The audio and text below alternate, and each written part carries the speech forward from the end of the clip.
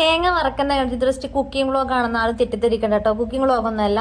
എനിക്ക് ഇന്ന് ഉണ്ടായ ഒരു എന്താ ഇപ്പം അതിന് പറയേണ്ടത്, ഞാനുണ്ടല്ലോ എൻ്റെ സ്വന്തം ഡ്രസ്സ് ഞാൻ തന്നെയാണ് സ്റ്റിച്ച് ചെയ്യാറ്. ഞാൻ ഇപ്പോൾ കുറേ വർഷങ്ങളായിട്ട് ഞാൻ റെഡിമെയ്ഡ് എടുക്കൽ വരെ വളരെ കുറവാണ്. കാരണം ഞാൻ തന്നെയാണ് മെറ്റീരിയൽ എടുത്തിട്ട് ഞാൻ തന്നെ എനിക്ക് വേണ്ടുന്ന മോഡലിൽ ഞാൻ തന്നെ സ്റ്റിച്ച് ചെയ്യാറ്.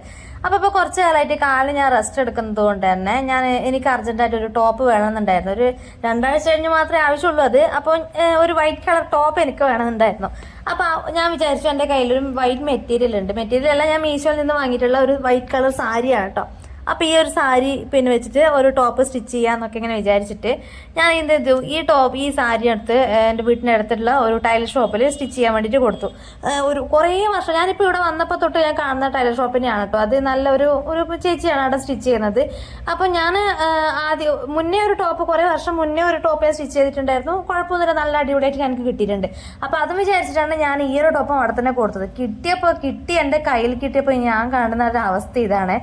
ഇങ്ങനെ നോക്കിയിട്ട് ഈ നെക്ക് ഞാൻ എങ്ങനെ ഇട്ട് നടക്കാം ഈ ചുരിദാർ. ഇതിന്റെ നെക്ക് നോക്കിയ ഒരു 8 ഇഞ്ച് ലെങ്ത്തിലും കണ്ടാണ്ട് ഇതിന്റെ രണ്ടും ബാക്കും ഫ്രണ്ടും ഒരുപോലെ ഇവർ നെക്ക് സ്റ്റിച്ച് ചെയ്ത് വെച്ചിട്ടുള്ളത്. ഞാൻ അളവിനുള്ള ഇത് ടോപ്പ് കൊടുത്തു. അവിടുന്ന് ഞാൻ പറയുകയും ചെയ്തു, ഞാൻ കുറച്ച് വീതി കൂടിയിട്ടുണ്ട്, അപ്പം ജസ്റ്റ് ഒന്ന് പിന്നെ അളവ് എടുക്കുകയും കൂടി ചെയ്തൊന്നും പറഞ്ഞ് അങ്ങനെയും ഞാൻ ചെയ്തിട്ടാണ് ഞാൻ അളവിനുള്ള കാര്യങ്ങളും മറ്റുള്ള കാര്യങ്ങളൊക്കെ ഒന്ന് കൊണ്ടു കൊടുത്തത് കേട്ടോ.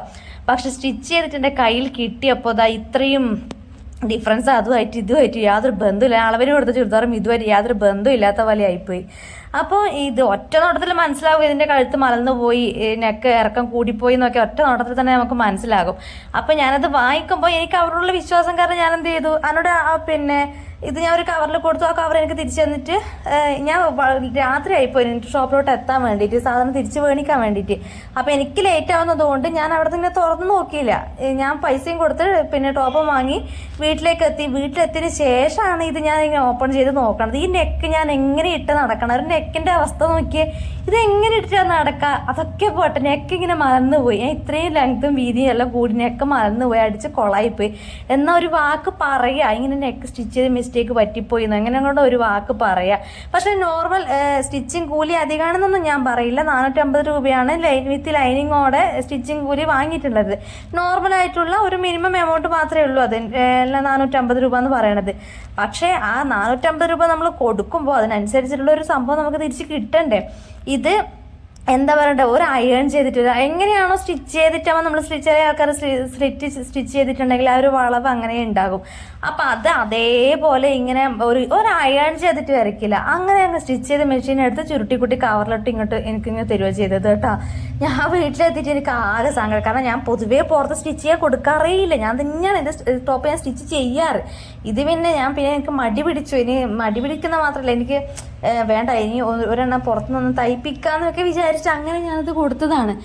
അപ്പോൾ ഇങ്ങനെ സ്ലിറ്റിൻ്റെ ഉള്ള വളവ് വരെ നീർക്കാണ്ട് ഇനി എന്താ ചെയ്യുന്നത് കുറേ ഞാൻ ഇങ്ങനെ ഒന്ന് ഞാൻ വിചാരിച്ച് തിരിച്ചു കൊണ്ട് കൊടുക്കുക, പൈസ കൊടുത്ത പൈസ ഇങ്ങനെ തിരിച്ചു വാങ്ങിക്കുക, അല്ലെങ്കിൽ ഇവരോട് തന്നെ അവർ തന്നെ ടോപ്പ് എടുത്തോളാം പറയാം. അങ്ങനെയൊക്കെ എൻ്റെ മനസ്സിലോട്ട് പോയതാ. പിന്നെ വിചാരിച്ചു മതി, ഇനിയൊന്നും കയ്യിൽ നമ്മളെ കൊണ്ട് എന്തെങ്കിലും ചെയ്യാൻ പറ്റുന്നതാണെങ്കിൽ അങ്ങ് ചെയ്തേക്കാന്ന് വിചാരിച്ച് ഞാൻ ആദ്യം ജസ്റ്റ് ഒന്ന് അയൺ ചെയ്തെടുത്തു. അയൺ ചെയ്തിട്ട് നമ്മൾ സാധാരണ ഞാൻ തയ്ച്ചു കൊടുക്കുന്ന ഒരാൾ തന്നെയാണ്. നമ്മളെ കയ്യിലൊരു മെറ്റീരിയൽ കസ്റ്റമർ സ്റ്റിച്ച് ചെയ്യാൻ കൊണ്ടുവരുമ്പോൾ നമ്മൾ അറ്റ്ലീസ്റ്റ് അത് നല്ല നീറ്റിലൊന്ന് സ്റ്റിച്ച് ചെയ്ത് അത് ഫുൾ ഫിനിഷിങ്ങോടെ അയൺ ചെയ്തൊക്കെ ചെയ്തതിന് ശേഷം മാത്രമേ നമ്മളത് കസ്റ്റമർക്ക് കൊടുക്കാവുള്ളൂ കേട്ടോ.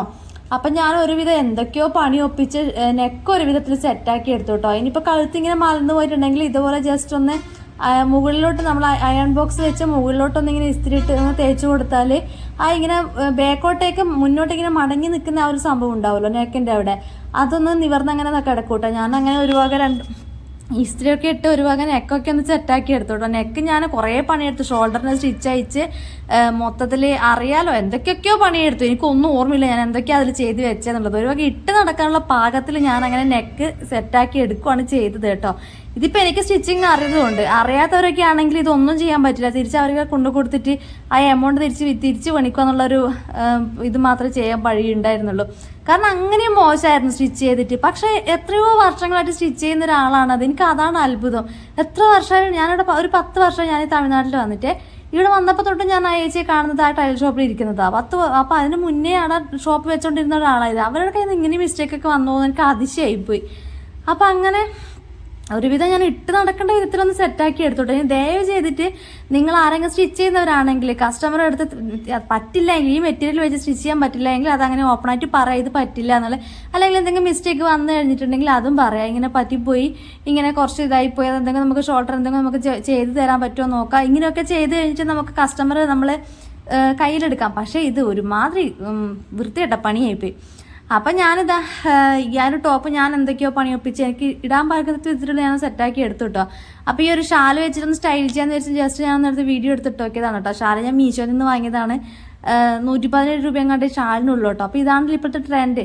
അപ്പം എന്താ പറയുക, ഒരു തൃപ്തി ആയില്ല കേട്ടോ എനിക്ക് അങ്ങോട്ട്.